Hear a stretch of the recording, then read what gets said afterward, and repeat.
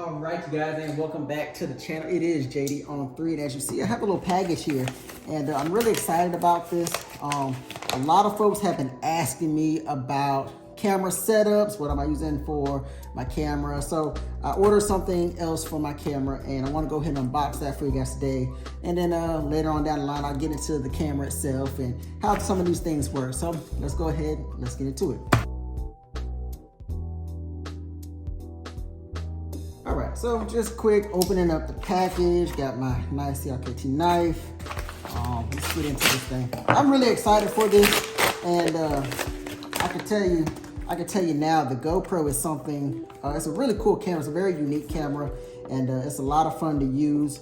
And so as I'm filming and doing stuff, I'm finding more things for the camera. So what I have here is from PolarPro. And this is the ND filter. So you get an ND 8, 16, and 32. And we'll get a little bit more into, what these numbers mean later on down the line. Right now, it's really just an unboxing. I have an older GoPro. It's a GoPro 8. So this is a really cool product for that because the GoPro 8 cannot change the lens. So let's get into this box a little bit more. I'm sure you guys have seen some of this before, but here we are in 2024, and the GoPro 8 came out a long time ago. So within the box, you get a nice cleaning cloth. It looks like you get some instructions. So this actually let's take a look at this right here. Okay, so it gives you some instructions. It gives you a little bit of a guide.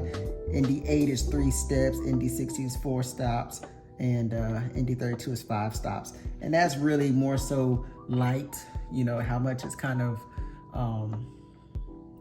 filtering out light. So we'll get more into that as time goes on, but like I said, today is really just an unboxing. So really cool stuff. And what's in the box. Also, you have your ND filters. Here's the carrying case for it. A lot of people are saying they don't really like the carrying case because it's so big.